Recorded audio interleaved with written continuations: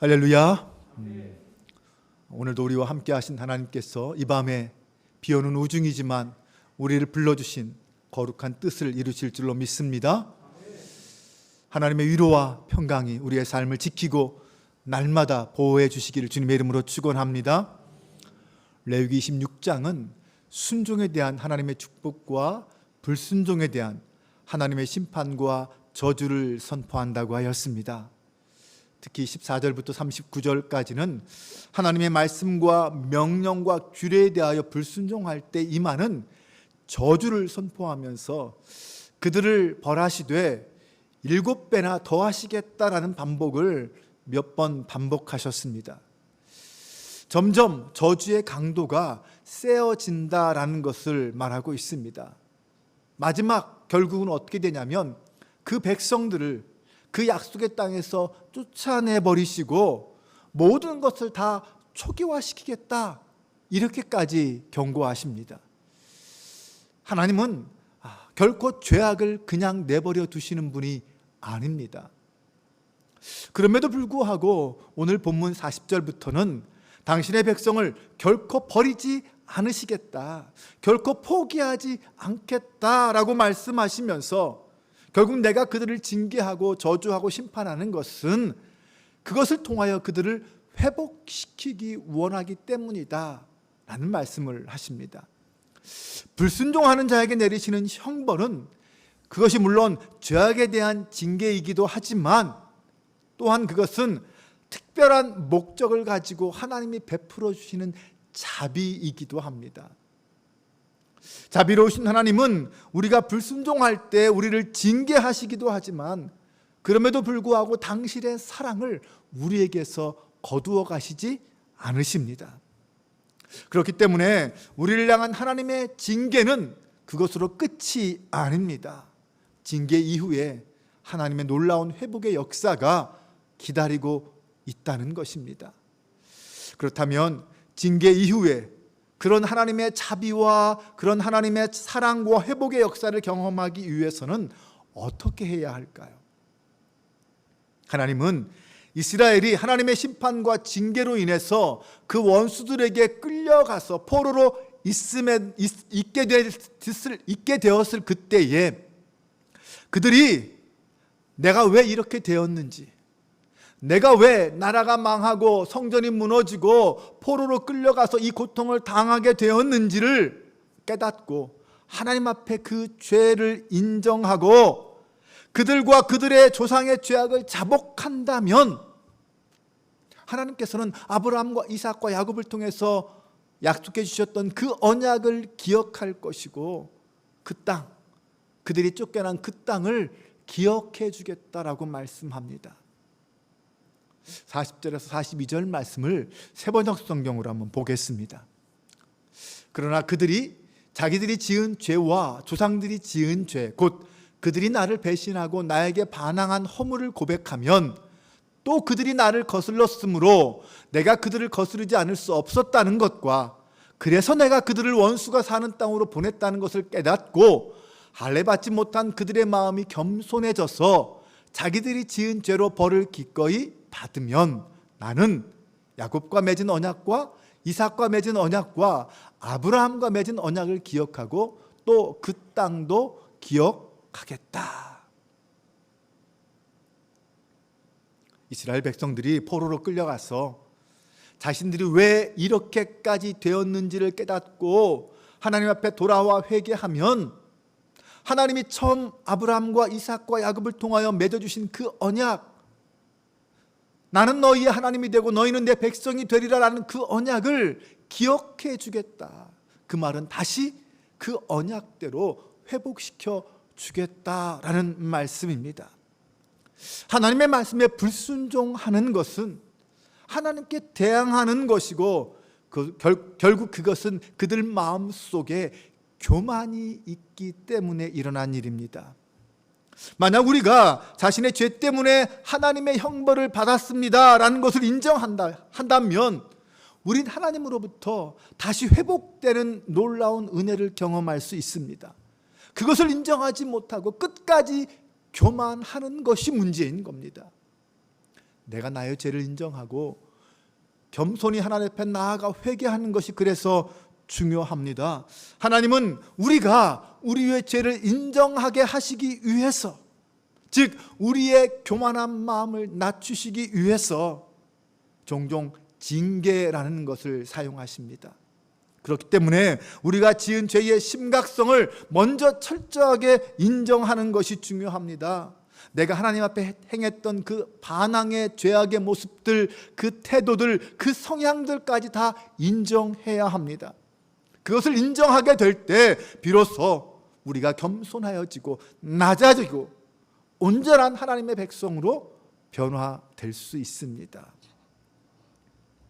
하나님이 내리시는 징계는 그래서 우리의 마음을 겸손하게 만듭니다. 다시 하나님을 찾게 만듭니다. 간절하게 하나님의 은혜를 구하게 만듭니다.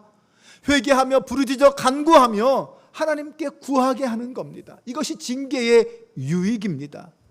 이렇게 징계로 말미암아 관계를 회복하게 된다면 우리는 정말 하나님께서 징계를 내리신 그 목적을 이루는 사람이 됩니다.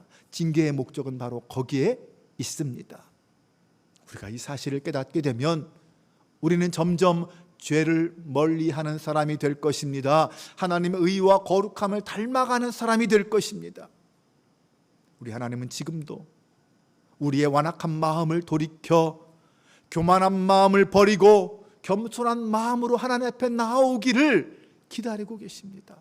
당신의 사랑하는 백성들이 그렇게 하나님 앞에 돌아오기를 간절히 손꼽아 기다리신다는 것입니다. 그러므로 아무리 죄악의 상태에 있다 할지라도 회개하고 돌이키는 자를 하나님은 그 마음을 품고 우리를 받아주십니다. 우리 하나님은 언약을 기억하시는 분입니다. 신실하신 하나님은 분명히 그 언약을 기억하시고 그 약속을 지키신다고 약속해 주셨습니다. 불순종의 죄악으로 고통받는 우리를 구원하시기 위해서 하나님은 인생의 어느 순간 우리 죄악의 자리에 나타나기 시작하고 간섭하기 시작하십니다. 너가 지금 그 길로 가면 안 된다라고 말씀하여 주시고 우리로 하여금 우리의 눈과 귀를 열어 나를 보게 만드십니다. 나의 실체, 하나님 앞에 범죄한 나의 실체를 깨닫게 해주십니다. 이것이 하나님의 사랑 아닐까요? 하나님이 이스라엘 백성의 조상들에게 주신 그 언약을 기억하신다라는 것을 한번 생각해 보시기 바랍니다. 이스라엘 백성들이 포로 중에서 겸손하게 다시 하나님께 돌이켰을 때 그들은 다시 약속의 땅, 하나님께서 말씀하신 그 땅으로 돌아올 수 있었습니다. 한 민족에게 이루어진 이 놀라운 기적은 오직 하나님의 은혜와 능력으로만 가능한 것입니다. 하나님이 그 약속을 기억하지 않으신다면, 아니 하나님이 아예 포기하고 내버려 두신다면 결코 그들은 다시 그 땅으로 돌아올 수 없었을 것입니다. 우리 하나님은 당신의 백성과 한 그 약속은 반드시 지키시고 성취하시는 분입니다. 그렇다면 순종하는 자가 받을 그 축복의 약속은 무엇입니까? 3절부터 13절까지 그 축복의 약속, 순종하는 자에게 주시는 약속을 하셨는데 그때 약속했던 것이 무엇인지 생각해 보시기 바랍니다. 철을 따라 때를 따라 비를 내리신다고 했고요. 그래서 풍성한 수확을 주신다고 약속해 주셨습니다. 모든 대적들의 위험으로부터 보호해 주신다고 약속해 주셨습니다. 우리 하나님은 그렇게 순종하여 돌아오는 백성들에게 인생의 모든 필요를 채워주시고 우리가 당하는 그 모든 고난과 고초로부터 우리를 건져내 주시겠다고 약속해 주셨습니다. 그러므로 여러분, 만약 내가 지금 환난과 고난 가운데 놓여 있다면 우리는 하나님을 생각해야 합니다.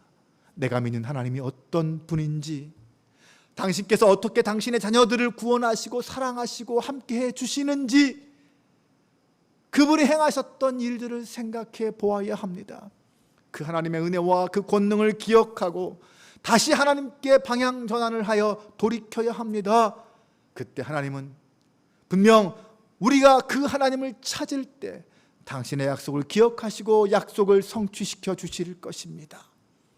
자신의 힘과 자신의 지혜를 의지하는 그 교만함을 버리고 하나님의 말씀 앞에 바로 서는 모습, 이것이 오늘 우리가 반드시 회복해야 할 하나님의 자녀의 모습인 줄로 믿습니다. 그런데 우리가 죄를 그렇게 자복하고 회개한다고 해서 그 죄악의 형벌이 사라지는 것은 아닙니다. 면제되는 것은 아닙니다. 그 죄의 값은 치루어야 합니다.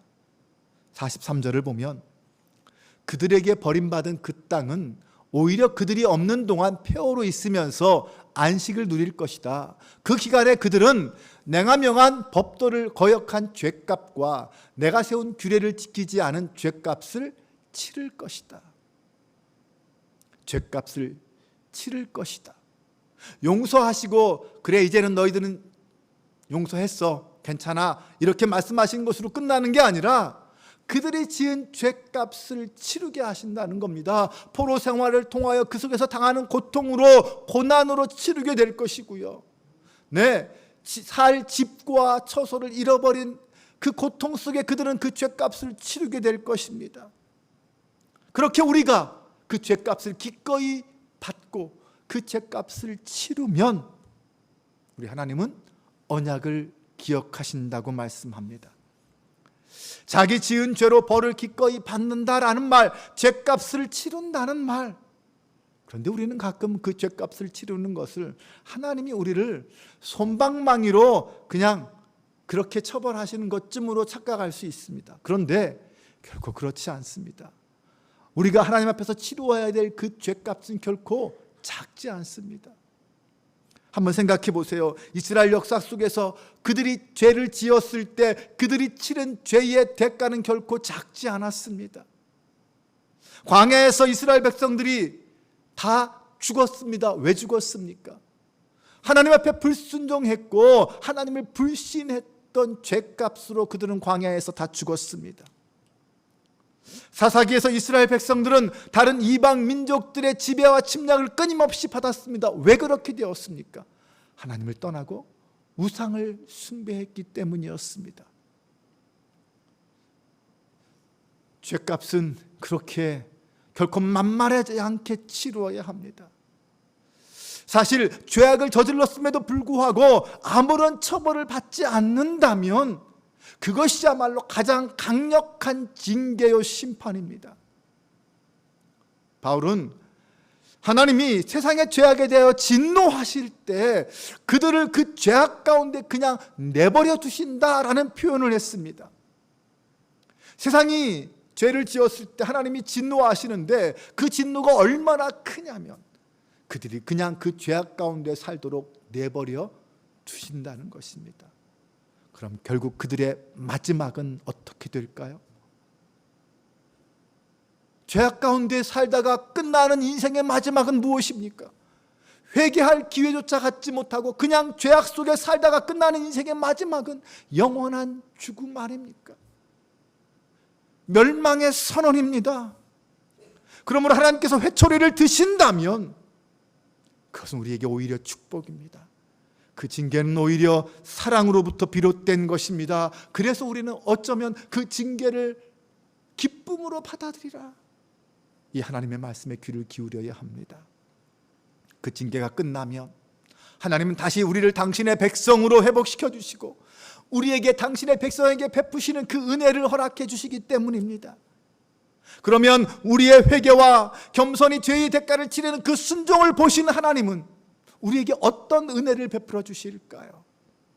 44절을 보면 비록 그들이 죄값을 치르고 있더라도 그들이 원수의 땅에 잡혀가 있는 동안에 나는 절대로 그들을 버리지 않겠다.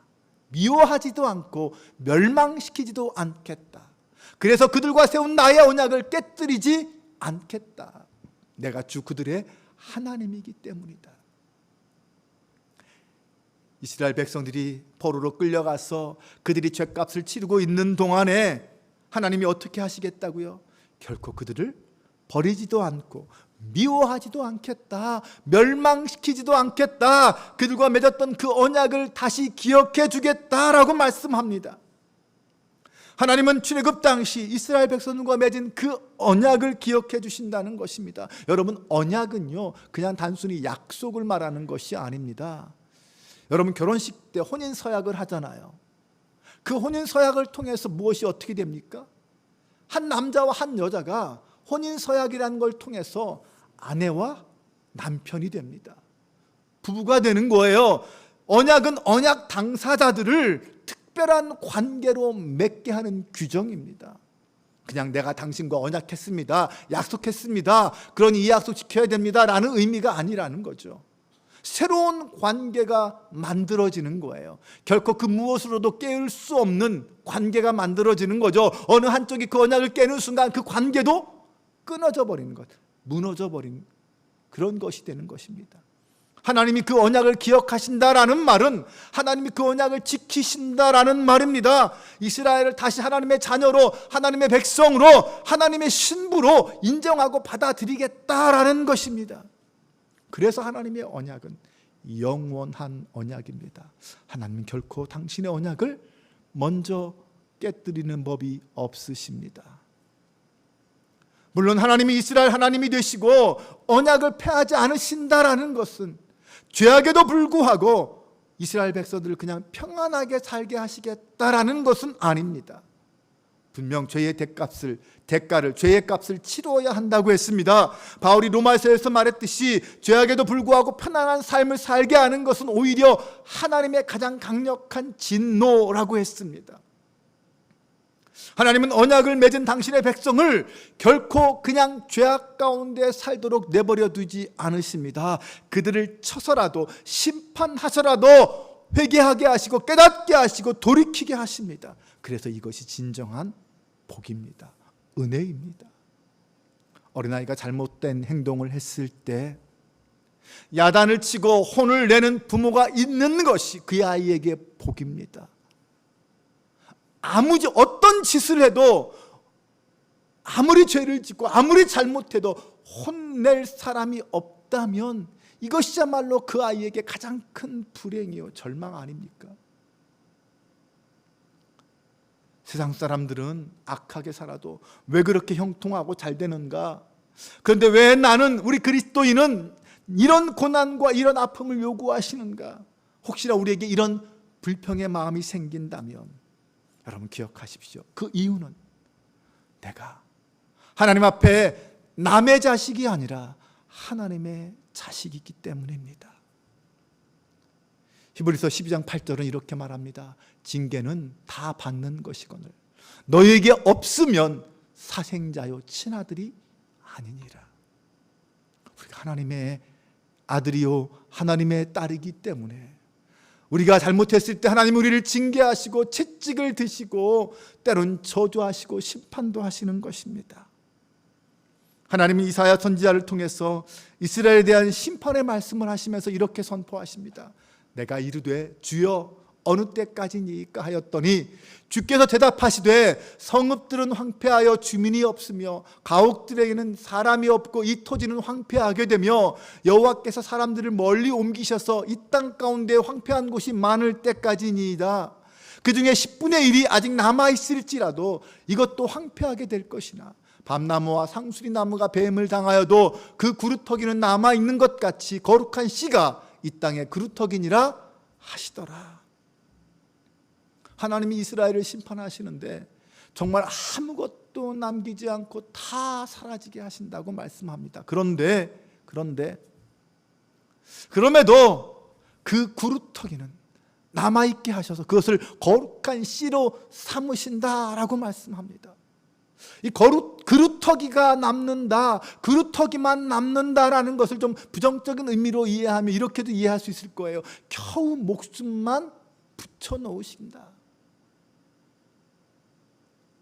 어쩌면 하나님은 우리를 그렇게 만들 수도 있습니다. 우리의 죄악이 너무나도 완악하고 클 때 하나님은 우리를 쳐서 겨우 숨만 붙어있게 만들 수도 있어요. 가장 낮고 낮은 곳으로 떨어뜨리셔서 치고 치셔서 정말 지하 100층까지 떨어뜨리셔서 우리를 그렇게 만드실 수 있습니다. 그런데 하나님은 그 구루터기가 뭐가 되게 하신다고요? 거룩한 씨가 되게 하신다고 말씀합니다. 그것이 하나님의 사랑이에요. 결코 우리를 완전히 버리지도 않으시고 완전히 포기하지도 않으신 하나님의 사랑입니다. 거룩한 씨가 된다는 것은 다시 그것을 통하여 하나님의 백성으로 굳게 서게 하는 원천이 되게 할 것이다, 근원이 되게 할 것이다 라는 것입니다. 그 힘으로 다시 우리를 일으켜 주시겠다고 약속해 주시는 것입니다. 우리 하나님은 당신의 자식들은 무슨 수를 쓰셔서라도 바로 잡으시는 아버지이십니다. 우리 아버지는 결코 우리를 포기하지 않으시기 때문에 우리는 아버지에게서 멀리 떨어졌다라는 사실을 내가 깨닫게 되는 순간 즉시 회개하고 아버지께로 돌아가야 합니다. 교만한 마음을 낮추셔서 다시 복의 자리로 부르시는 그 하나님의 음성을 듣고 그 사랑의 부르심에 빨리, 하루라도 빨리 응답해야 합니다.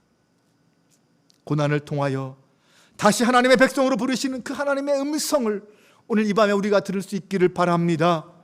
겸손한 마음으로 하나님과의 약속의 자리로 나아감으로써 언약을 기억하시고 복된 길로 이끌어 주시는 그 주님의 은혜와 그 주님의 복을 받아 누릴 수 있는 저와 여러분 되시기를 주님의 이름으로 축원합니다.